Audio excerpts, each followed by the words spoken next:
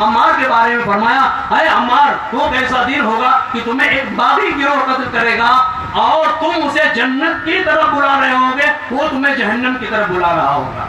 کہ عمار کا ذکر کیوں نہیں ہو رہا ہے؟ حضرت سلمان فارسی کا ذکر کیوں نہیں ہو رہا ہے؟ حضرت بلال حبشی کا ذکر کیوں نہیں ہو رہا ہے؟ حضرت عبداللہ ابن عباس کا ذکر کیوں نہیں ہو رہا ہے؟ حضرت عبداللہ ابن مسعود کا ذکر کیوں نہیں ہو رہا ہے؟ حضرت حجر ابن عدی کا ذکر کیوں نہیں ہو رہا ہے؟ صحابی رسول مولا ان کا گناہ کیا تھا؟ حضرت حجر ابن عدی ان کا گناہ صرف یہ تھا کہ مولا علی کے فدائی، مولا علی سے محبت کرنے والے تھے۔ یہی امیر شام معاویہ نے ان کو اس ظالمانہ طریقے سے قتل کروایا، اور یہ ان سے کہا گیا، بلا کر کے وہ کہا کہ علی کو گالی دو، جو کل ایمان ہے ان کے بارے میں کیا کہا گیا؟ علی کو برا بھلا کہو، علی کو گالی دو۔ تو حضرت حجر ابن عدی ان کے رگوش ریشے میں اہل بیت کی محبت سمائی ہوئی تھی۔ کیا جواب دیا؟ کیا سمجھتے ہو کہ جس کی ساری زندگی میں جس کی مدح و ستائش کرتا رہا اور جس کے قدموں میں جان قربان کرتا رہا، اب موت کے خوف سے میں ان کو برا بھلا کہوں گا؟ تو آپ نے کہا کہ اچھا ٹھیک ہے، کہنے والوں نے کہا اچھا ٹھیک ہے، علی کا نام نہ لو تو ابو تراب پر خدا کی لعنت۔ ابو تراب مولا علی کی کنیت ہے، کہا کہہ دو ابو تراب پر مولا کیا اللہ کی لعنت، یہ کہا گیا۔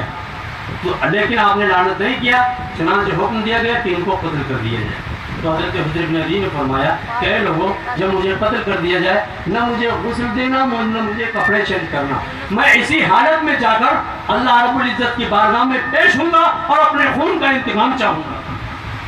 صرف اس لیے حضرت حجر بن عدی صحابی رسول کو قتل کر دیا گیا۔ آج ہم کو کہا جاتا ہے یہ صحابی تو صحابہ کا گستاخ ہے، صحابہ کے گستاخ تم ہو، سب سے بڑے گستاخ تم ہو صحابہ کے۔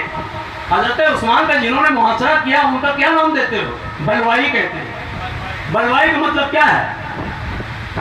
بلوائی کہتے ہیں، حالانکہ اس میں اکثریت صحابہ کرام کی تھی۔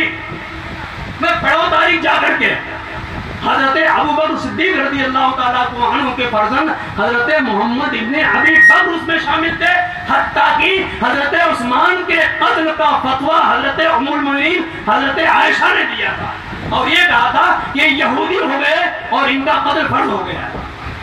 یہ حضرت عائشہ نے فتویٰ دیا تھا۔